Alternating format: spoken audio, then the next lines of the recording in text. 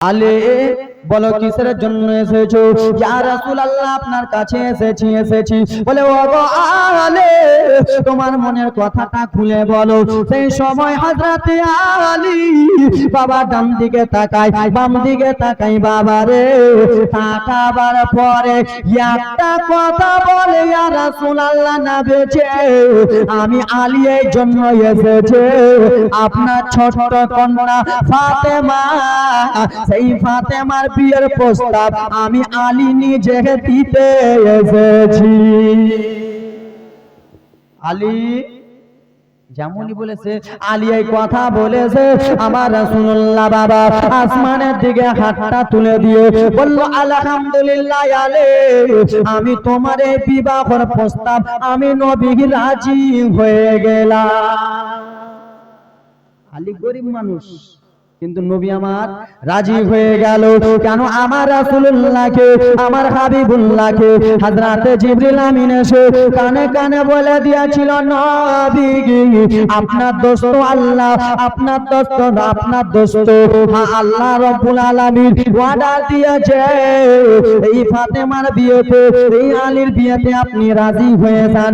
আমার নবী খুশি হয়ে গেল। ওগো আলী,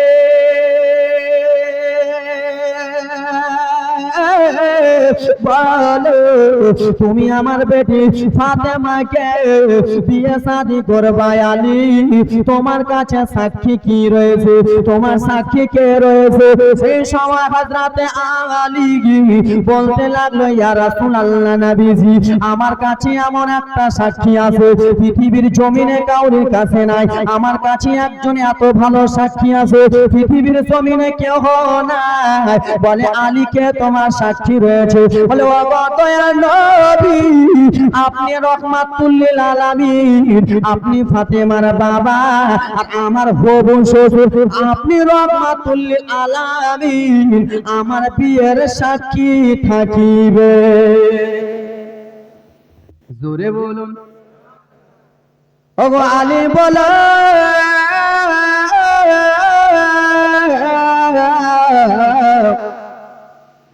তুমি যে আমার বেটি ফাতেমাকে বিয়ে শাদী করবা, এই বিয়ে শাদী করবা তো বিয়েতে মিঠাই লাগে কি লাগে না? লাগে না? বিয়েতে ভুল করে যদি পান আনতে যদি ভুলে যায় আর সুপারি আনতে যদি বলে, এই আয় চলো বিয়ে হবে না, পান আর সুপারি আগে নিয়ে এসো, করে না? করে না জি? 10 টাকার পানের জন্য বিয়েটা ঘুরিয়ে দেয় আছে। আলে তুমি যে বিয়ে শাদী করবা তোমার কাছে কি রয়েছে? সেই সময় হযরতে আলী বলল, নবীজি, যেই যুদ্ধের পোশাক, যেই লোহার পোশাক পরে আমি যুদ্ধ করতে যেতাম, সেই যুদ্ধের পোশাকটা আমার কাছে রয়েছে। বলে আলী এই পোশাকটা তুমি বিক্রি করতে চলে যাও। হযরতে বেলালকে ডাকা হলো, ও বেলাল, ও বেলাল শুনে নাও, তুমি মিঠাই কিছু খরিদ করে আনো, তুমি মিঠাই কিছু কিনে আনো। নবীর সাহাবী হাফসে বেলাল, এত কালো বেলাল, সেই বেলালকে পাঠানো হলো। হযরতে বেলাল দোকানে যে কিছু মিঠাই কিনে নিল, মিঠাই কিনে এনে রাসূলুল্লাহর কাছে দিল। বাবা গো আমার বিয়ে শাদী কমপ্লিট হয়ে গেল। বিয়ে যখন হয়ে গেল সেই সময় হযরতে আলী দুই চোখ দিয়ে ঝরঝর করে জল ফেলতেছে। আমার নবী বলে, আলী গো তুমি কিসের জন্য চোখের পানি ফেলতেছো? সেই সময় হযরতে আলী নিজের বেদনা বলতেছে, ইয়া রাসূলুল্লাহ নবীজি, আপনার ছোট্ট বেটি ফাতেমাকে আমি বিয়ে শাদী করেছি, আমার বাড়ি নাই, আমার ঘর নাই, আমি আপনার বেটি ফাতেমাকে কোথায় যে রাখবো? আপনার বেটি ফাতেমাকে কোথায় আমি আশ্রয় দিব? কেন আমার বাড়ি ঘর নাই। সেই মাহফিল থেকে রে নবীর একজন সাহাবী তার হয়ে গেলে ওগো আলী টেনশন চিন্তা করো না ইয়া রাসূলুল্লাহ নবীজি টেনশন চিন্তায় পড়তে মানা করেন আল্লাহ তাআলা আমাকে টাকা পয়সা ধন দৌলত দিয়ে গেছে আমাকে বাড়ি দিয়েছে আপনার জামাই আলীর জন্য আমি একটা ঘর দিয়ে দিলাম জোরে বলুন বাবা গো আমার হযরতে আলীকে ঘর দেওয়া হলো হযরতে আলী যখন চলে যায় বাবা ও আমার আব্বার আরে ও আমার মা বোনের আরে একটু মনোযোগ দিয়ে শুনো রে বাবা আজকাল আমরা বিয়ে শাদী যখন করি বহুটাকে নিয়ে আসি না রেখা আসি মায়ারা রেখা আসে নাকি রে কিছু কয় না নিয়ে আসছেন তো খালি 2-3টা বিয়ে শাদী হয়েছে আর হয় না বলেন ভালো লাগবে বউটাকে নিয়ে আসি নাকি বউটাকে নিয়ে আসি বিয়ে করে কিসের জন্য সংসার করবে কাজ করবো বাবা মাকে দেখবে হে আমার বাবা সোনা মানিকের আরে আমার আব্বা জানের রে হযরতে আলী যখন বউটা নিয়ে যাবে ফাতেমাকে নিয়ে যা ফাতেমার চোখ দিয়া বাবা যেন জল ঝরঝর ঝরঝর করে পড়তেছে আজকালকার আমার মা বোনেরা যখন ভাইয়ের বাড়ি ছেড়ে যায় বাবার বাড়ি ছেড়ে যায় মায়ের বাড়ি ছেড়ে যায় দাদা দাদির বাড়ি যখন ছেড়ে যায় মায়েরা কান্না করে কি করে না হাই রে কান্না এমন কান্না করবে লাটা লটি লোটা লটি লেগে যায় ঠিক কি না হে আমার বাবা আমার সোনা মানিকের আরে মা ফাতেমার সঙ্গে বিয়ে শাদী ঘর পরে হযরতে আলী যখন চলে যাবে বাবা মা ফাতেমার চোখ দিয়ে যেন অশ্রু পড়তেছে জল পড়তেছে মা ফাতেমার চোখের পানি দেখে এমন কোনো আব্বা নাই নিজের বেটির চোখের পানি দেখে সহ্য করতে পারে রে এমন কোনো বাবা নাই নিজের মেয়ে কাঁদবে বাবা সহ্য করে নেবে আব্বা আমার সোনা মানিকের আরে মা ফাতেমার কাছে আমার রাসূলুল্লাহ গেলেন বিটি ফাতেমা তুমি কিসের জন্য কাঁদো লাল তোমার চোখে কিসের জন্য ফাতেমা পানি পানি পানি মা ফাতেমা বলে আব্বা সাগায়ার আব্বা আমি এই জন্য কান্না করি আজকাল আমার বোনেরা যখন শ্বশুর বাড়ি যায় ফ্রিজ নেওয়ার জন্য কাঁদে খাট নেওয়ার জন্য কাঁদে শোকেস নেওয়ার জন্য কাঁদে কিন্তু মা ফাতেমা ওই জন্য কাঁদে না রে মা ফাতেমাকে বলা হলো বেটে তোমার চোখে কিসের জন্য পানি ফাতেমা কান্না করতে করতে বললেন আব্বা জান আজকে যদি আমার মা আজকে যদি আমার মা দুনিয়াতে বেঁচে থাকতো তাহলে আমার মাথায় হাতটা দিয়ে বলতো বেটি ফাতেমা যাও যাও যাও বেটি তুমি সংসার করতে যাও বেটি তোমাকে কালকে আনতে যাব কিন্তু ইয়া রাসূলুল্লাহ আব্বা আমার মা নাই তাই জন্য মায়ের কথা মনে পড়ে গেল মা যদি থাকতো আমি যদি কান্না করতাম আমার চোখের পানি আমার আম্মা জান ভালো করে মুছিয়ে দিতেন আমার মাথায় হাতটা বুলিয়ে দিতেন আমাকে আমার মা ব্যাগটা এনে দিতে আমার মা আমাকে জড়িয়ে ধরে ধরে কান্না করতে আব্বা কিন্তু আজকে মা তাই জন্য মায়ের কথা মনে পড়ে গেছে তুমি বেটির চোখের পানি থেকে সহ্য করতে পারবে না আবার নবী বলে ফাতেমা কান্দিও না রে লাদেলা দুলাগারা আমি তোমার আব্বা যতদিন এই দুনিয়াতে রয়েছি তোমার যত কিছু দরকার রয়েছে আমি আব্বা পূর্ণ করে দেব তোমার যত কাম রয়েছে আমি পূর্ণ করে দেব কোনো কিছুর দুঃখ হতে দেব না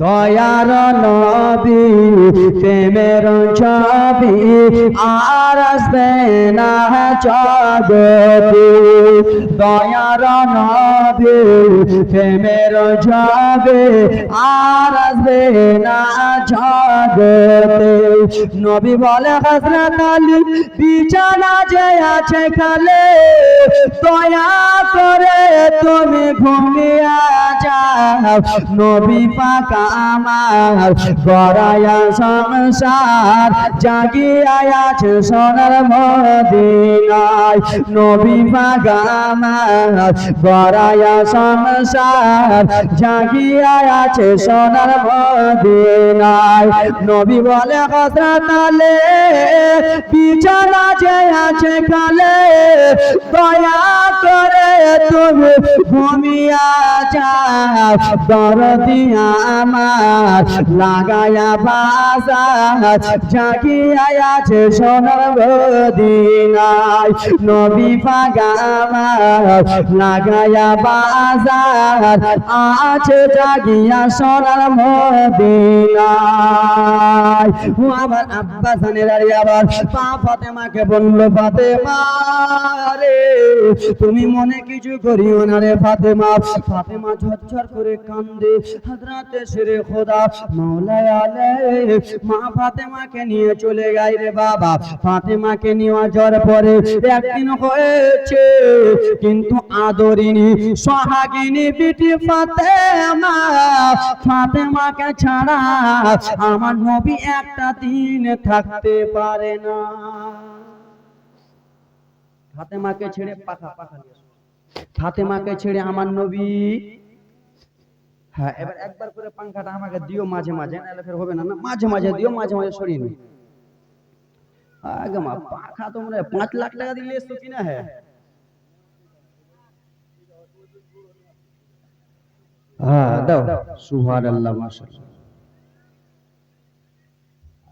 একটু একটু এলি হলো তো যাক ব্রাদার মুসলমান মা ফাতেমাকে নিয়ে যাওয়া হলো মা ফাতেমাকে নিয়ে যাওয়ার পরে নবী আমার থাকতে পারলেন না বেটির ভালোবাসা কত বাবা কান্নার জীবনী বাবা আমি যদি এগুলো জীবনী করি শুধু চোখের পানি ফেলতে হবে ঝরঝর করে কিন্তু ব্রাদার মুসলমান একদিকের ঘটনা একদিনের জীবনী কি বলবো আমার নবী মুস্তাফা গেলেন আওয়াজ দেয় টুক টুক টুক টুক করে আওয়াজ দেয় কিন্তু বাবারে নবী মুস্তাফার আওয়াজ এত মধুর আওয়াজ ফাতেমা বুঝে নিয়েছেন আমার আব্বা জেনে এসেছে কে এসেছে আমার আব্বা এসেছে আব্বা জানকে ঘরে প্রবেশ করালেন ফাতেমার বাড়িতে 2টা দানা নাই যে ফাতেমা আব্বা জানকে খাওয়াতে ফাতেমা বলে আব্বাজান এসেছেন বসেন আরাম করতে দিলেন আমার বিশ্ব রাসূল বলল বেটি ফাতেমা কি হয়েছে আব্বা বলে বেটি 1 গ্লাস পানি আনো লাল 1 গ্লাস পানি আনলেন পানি আনার পরে আমার নবী পানিতে দম করে দিলেন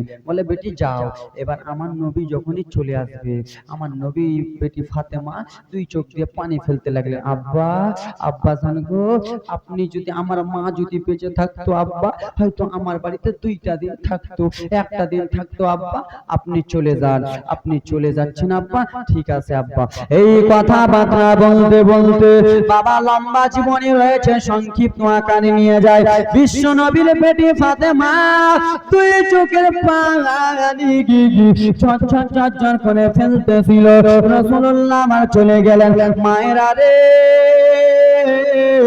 ও আমার বেটিরা রে আমার একটু মনোযোগ দিয়ে শুনে নাও মা ফাতেমার সঙ্গে হযরতে শেরে খোদা মাওলা আলী যেন সংসার হতে লাগলো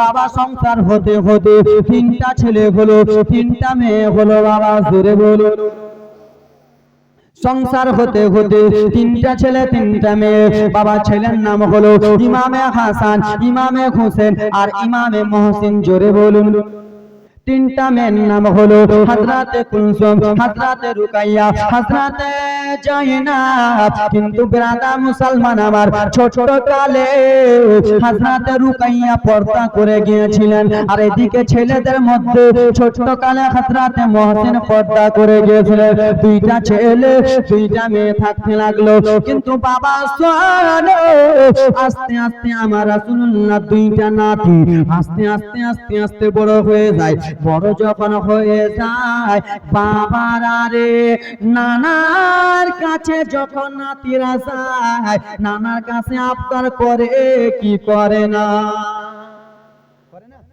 নানা আমাকে পোশাক নিয়ে দিতে হবে নাহলে তোমার জামা কাপড় রাখবো না নানা বলে না নানা আমাকে টেনে একদিনকার ঘটনা শুনেন বাবা একটু জীবনে আজ্ঞা দিয়েছে ইমাম হাসানকে বিষ পান করিয়ে। একদিনকার ঘটনা, রাসূলুল্লাহকে আমার নবীর নাতি ইমামে হাসান বলে, না না, বলে কি? বলে না না গো, একটা মনে আশা আছে। কি আশা আছে ভাই? বলে না না, ঘোড়ার উপরে খুব চড়ার শখ। না না, ঘোড়ার উপরে চড়বো আর ঘোড়ার কান ধরবো আর রশি ধরে হাঁকাবো। আমার নবী বলছে ঘোড়া আর এখন কোথায় পাবো? ও নাতি ভাই ইমামে হাসান, ও নাতি ভাই ইমামে হোসেন, তোমরা ঘোড়ার উপরে চড়বো বলেছো, আমি এখন ঘোড়া কোথায় পাবো ভাই রে? তোমাদেরকে এনে দিতে পারবো না ভাই ভাই। কিন্তু ইমামে হাসান, তোমরা দুইটা ভাই চোখটা বন্ধ করো। দুইটা ভাই চোখটা বন্ধ করলেন। আমার নবী মুস্তাফা বাবা ঘোড়া রূপে হয়ে গেলেন। দুইটা হাতকে সামনে দিকে, হেঁটু দুটোকে বাবা পায়ে করে দিলেন। বাবা জমিনে করে দিয়া ইমামে হাসানকে বলল, ভাই তোমাদের কাছে ঘোড়া চলে এসেছে, তোমরা ঘোড়ার উপরে চড়ে যাও। ইমামে হাসান রাসূলুল্লাহ আমার এখানে চড়ে গেলেন। বাবা ইমামে হোসেন যেন চড়ে গেলেন। বলে ও বনাতে ঘোড়াকে যেমন করে লাগাম টানা হয়, তোমরা ওরকম করে আমার লাগামটা টানো। আব্বারা রে, ও আমার মা খালারা রে, আমার হযরত ইমামে হাসান আমার রাসূলুল্লাহ কান মোবারককে ধরে যেন বাবা টানতেছে। এইদিকে হোসেন আমার রাসূলুল্লাহ জুলফি মুবারককে, আমার রাসূলুল্লাহ চুল মুবারক একটু বড় বড় ছিল বাবা। রাসূলুল্লাহ সুন্নাত হলো চুল এত দূর অবধি রাখা। আমার রাসূলুল্লাহ সুন্নাত চুল ছাড়া ছিল। জুলফি খানাকে ধরে ইমামে হোসেন যেন টানতে লাগলেন। সেই সময় আমার নবী বলতে লাগলেন, হোসেন তোমাদের কি হয়েছে ভাই? না হয় নাই, হয় নাই। বলে না না না না হয়নি, না না না হয়নি। এই করতে করতে বাবা সারা দিন মান কেটে যায়, সন্ধ্যা লেগেছে। আমার রাসূলুল্লাহ ভাই হলো বলো, বলে হ্যাঁ হয়ে গেছে। রাসূলুল্লাহ মা দুইটা নাতিকে নামিয়ে দিলেন, দুইটা নাতিকে জড়িয়ে ধরলেন। কিন্তু বাবা গো, একদিনকার ঘটনা শুনে নাও। বাবা ঈদের নামাজ পড়তে যাবে, একদিনকার ঘটনা শুনে নাও। ঈদের নামাজ আমার নবী পড়তে যাবে, কিন্তু বাবা রে কালকে সকালে ঈদ রয়েছে। আজকে ইমামে হাসান হোসেন দুইটা ছেলে আম্মা জান ফাতেমার কাছে। বাবা টাইম বেশি নাই, তাই জন্য জীবনী তাড়াতাড়ি মারতেছে। তাড়াতাড়ি করে বলছি, বুঝতে পারছেন, রকেদের মতো শোনাতে তো হবে। এ আব্বা জান আমার সোনা বাড়িকেরা রে, ও আমার কলিজার টুকরা মা বোনেরা রে, পর্দার আলে আব্বা জান আমার একটু মনোযোগ দিয়ে শুনে নাও। কালকে সকালে ঈদের নামাজ হবে। আজকে ইমামে হাসান দৌড়াতে দৌড়াতে খাতুনে জান্নাতের কাছে গেলেন, আম্মা জানের কাছে গেলেন। যাওয়ার পরে মা ফাতেমাকে বলতে লাগলেন, আম্মা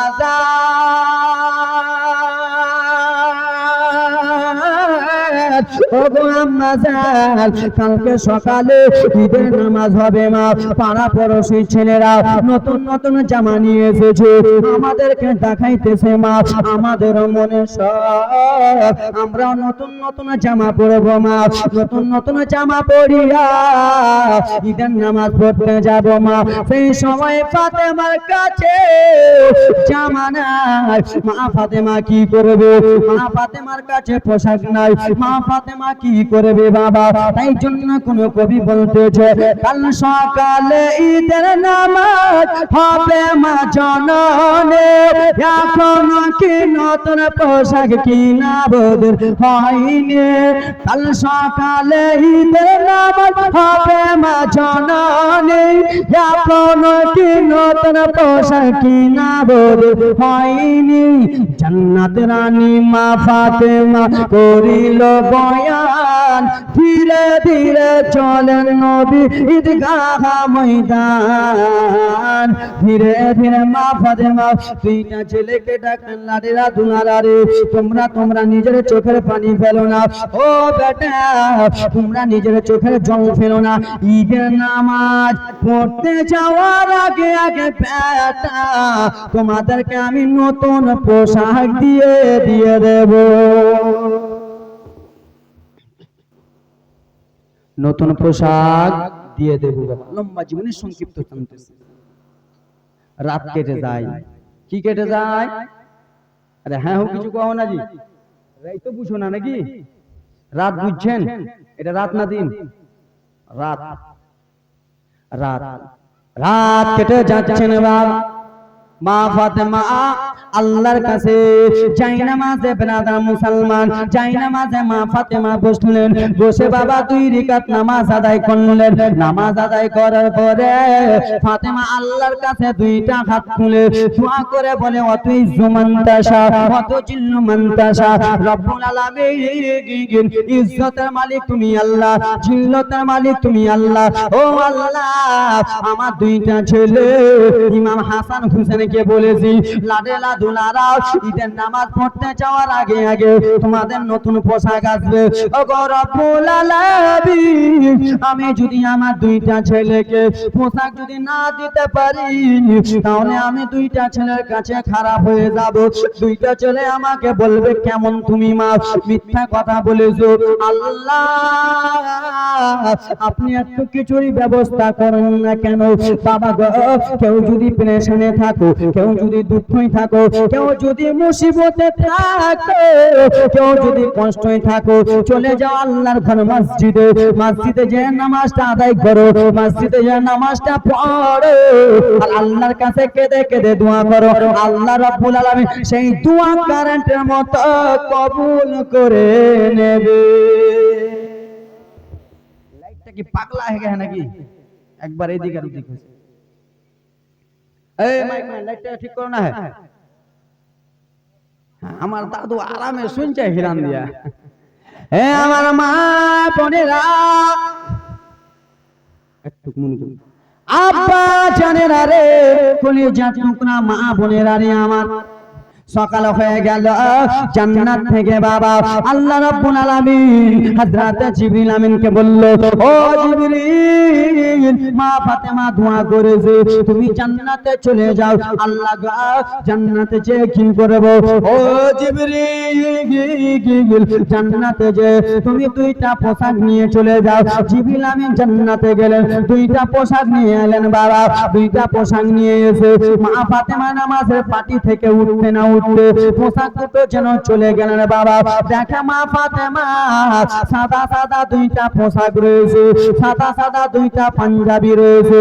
সেই সময় আমার রাসূলুল্লাহ এলেন, আসার পরে বলতে লাগলেন, নাতি ভাই, ও ইমামে হোসেন, ও ইমামে হোসেন, বলে দাও বলে দাও, তোমরা যে ঈদের নামাজ পড়তে যাবা, কিন্তু যাবা তো যাবা, তোমার আম্মার কাছে নতুন পোশাক চেয়েছিলাম, তোমাদের নতুন পোশাক চলে এসেছে হাসান রে। কিন্তু ভাই একবার বলো, ও হাসান, তোমার কোনটা রং চয়েস, বলো বলো বলো, তোমার কোনটা রং পছন্দ, বলো বলো। মা গো, কলিজাটা ফেটে যাবে। সেই সময় নবীর বড় নাতি ইমামে হাসান বলতে লাগলেন, না না, ও গো দয়ার নবী মুস্তাফা, না না, আমার যেন সবুজ রংটা পছন্দ হয়েছে। আমার নবী একটা পানি ছিটা মারলেন, সাদা পোশাক সবুজ হয়ে গেলেন। বলল, ইমামে হোসেন, ও আমার ছোট্ট নাতি হোসেন, বলো বলো গো, তোমার কোনটা রং চয়েস রয়েছে? সেই সময় হযরতে হোসেন বলতে লাগলো, না না জান, আমার যেন লাল রং পছন্দ রয়েছে। আমার নবী পানি ছিটা মারলেন, রং যেন পাঞ্জাবি লাল হয়ে গেল। সেই সময় আমার নবী 2 চোখ দিয়ে ঝরঝর ঝরঝর করে জল পড়তেছে। আমার নবী ঝরঝর ঝরঝর করে চোখের পানি ফেলতেছে। ইমামে হাসান বলতে লাগলেন, না না জাগাগার, আমি সবুজ রংটা চয়েস করেছি, আপনার চোখে কিসের জন্য জল? না না, আমি আপনার ছোট্ট নাতি ইমামে হোসেন লাল রংটা চয়েস করেছি, আপনার চোখে কিসের জন্য পানি? সেই সময় মা ফাতেমা বলল, আব্বা কিসের জন্য চোখের পানি?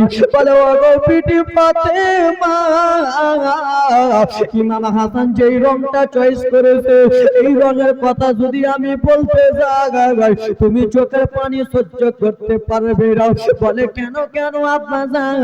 বলে, আমার নাতি বড় নাতি ইমামে হাসান সবুজ রংটা এই জন্য পছন্দ করেছে, আমার বড় নাতিকে বিষ পান করিয়ে মেরে ফেলা হবে, আমার নাতিকে বিষ পান করে মেরে ফেলে দেবে এজিদের লোকেরা মারবে। আর আমার ছোট্ট নাতি ইমামে হোসেন যে লাল রংটা চয়েস করেছে, আমার নাতি কারবালা ময়দানে শহীদ হয়ে যাবে, তার কারবালা ময়দানে গলা কাটানো হবে, তাই জন্য ইমামে হোসেন সবুজ লাল রং পছন্দ করেছে।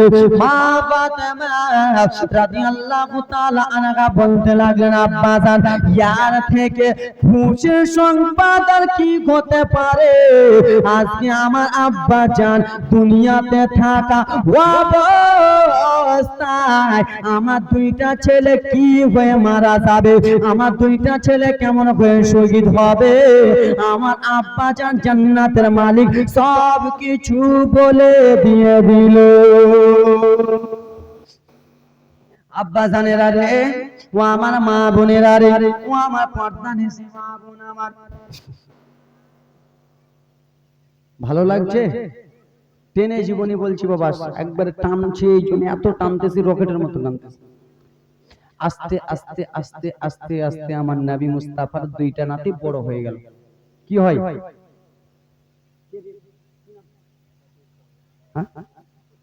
গায়ের খতিব সাহেব নারে তাকবীর নারে রিসালাত, গায়ের খতিব সাহেব দিয়েছেন 100 টাকা দেবে দেবে এখানে দাম আপনার ছেলে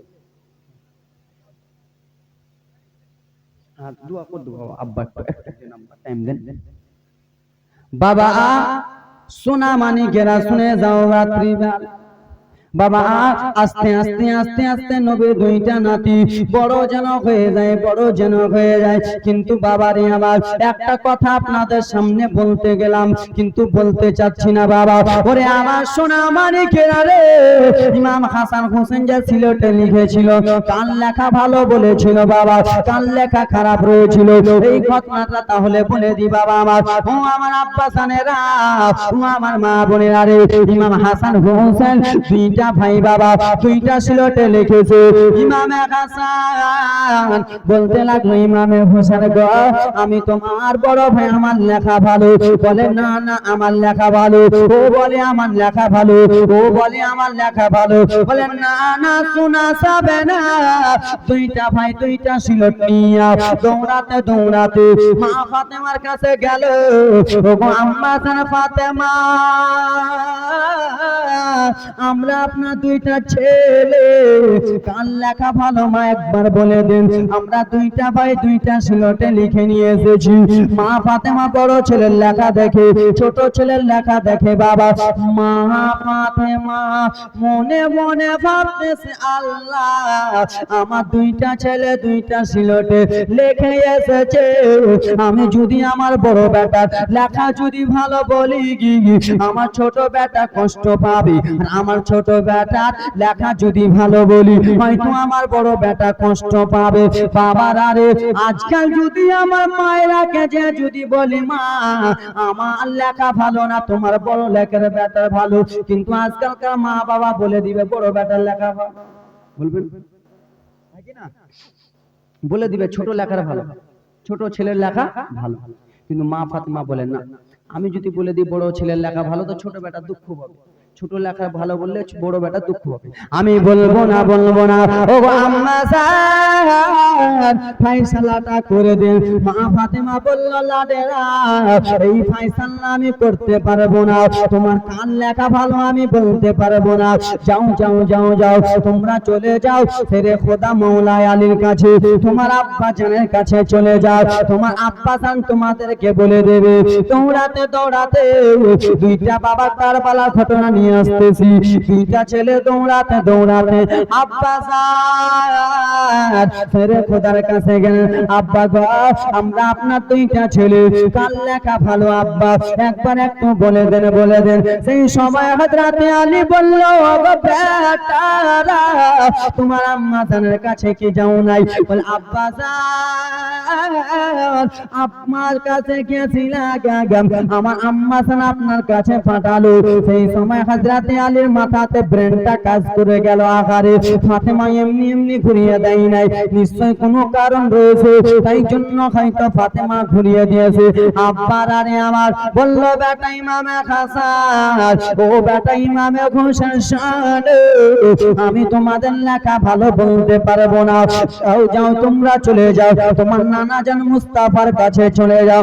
দুইটা ভাই দৌড়াতে দৌড়াতে নানা জানের কাছে গেলেন। ইয়া রাসূলুল্লাহি, ইয়া হাবিবাল্লাহ, নানা কাল লেখা ভালো একবার বলুন নানু গো, আমার নবী যেন দুইটা সিলট দেখতেছে।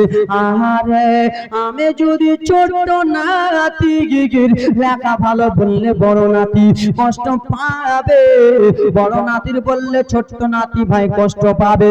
না না না না না, আমি এই কথা জবাব দেব না, এই প্রশ্নের আমি উত্তর দেব না, এই প্রশ্নের উত্তর তোমাদেরকে আল্লাহ রাব্বুল আলামিন দেবে। বাবা গো, ও দুইটা নাতি গিগি, শুনে নাও দাতি, আমার কাছে দুইটা, আমার কাছে তিনটা আপেল রয়েছে। এই তিনটা আপেল আমি আসমানের দিকে আমি তিনটা আপেল ছুড়ে দেব। চার সিলটে দুইটা আপেল পড়ে যাবে, তার লেখা ভালো। চার সিলটে একটা আপেল পড়ে যাবে, তার লেখা যেন খারাপ রয়েছে। আব্বার আরে দেখো কত সুন্দর করে চলতেছে, কম্পিটিশন লেখালেখি চলতেছে। বাবা ও বলে আমার লেখা ভালো, ই বলে আমার লেখা ভালো। আমার নবী বলে, নাতি ভাইয়েরা তিনটা আপেল আসমানে ছুড়ে দেব, দুইটা আপেল যার দিকে পড়বে তার লেখা ভালো। কম্পিটিশন চলছে দেখো, হাতের লেখা লেখি, কার লেখা ভালো না না বলো তো যে দেখি। জোরে বলুন, ছন্দ ছন্দ জীবনী মিলাচ্ছে।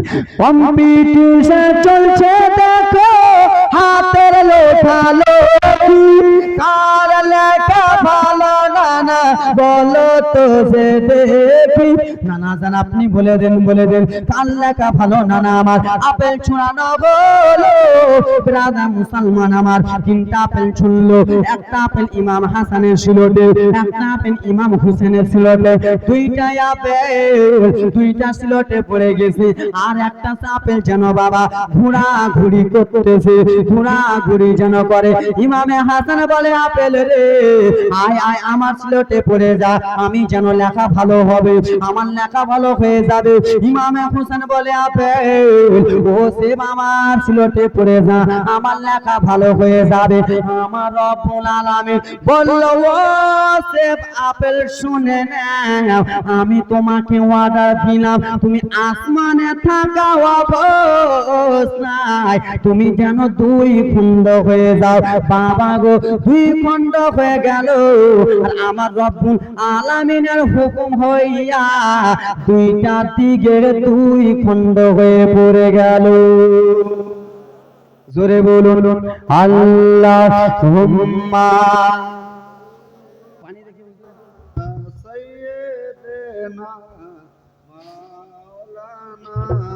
মুহাম্মদ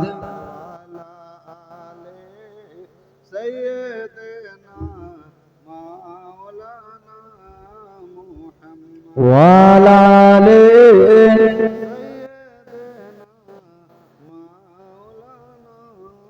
সাল্লাল্লাহু তাআলা সাল্লাম। বাবা মাইকম্যান কে আছে? খুব সুন্দর মাইক, আজকে খুব সুন্দর বাজতেছে এরকম। হ্যাঁ, আজকে মাইক হয়েছে ভালো, যাক খুব ভালো।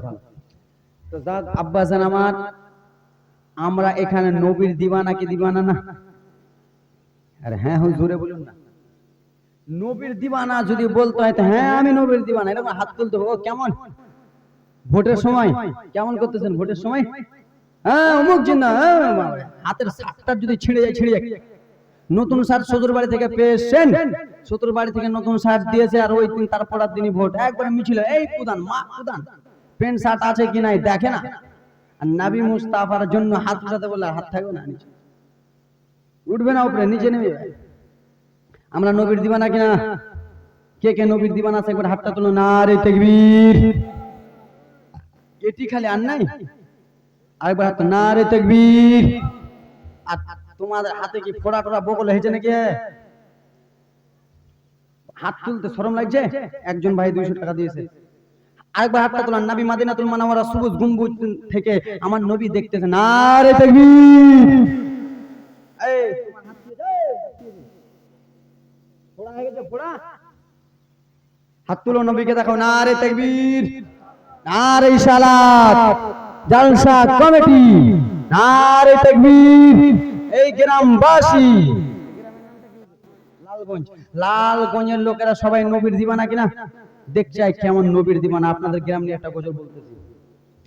সারে জমিন এই লালগঞ্জে নবী আশিক দেখো না, সারে জমিন লালগঞ্জে নবী জলসা দেখো না। কেন বসে আছে,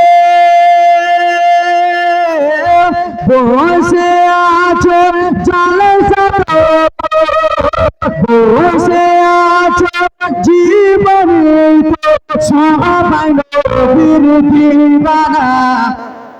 সারে জমিন লালগঞ্জ নবী আশিক দেখো না, সারে জমিন কাঠি হাল্লা ভাত নবী আশিক দেখো না।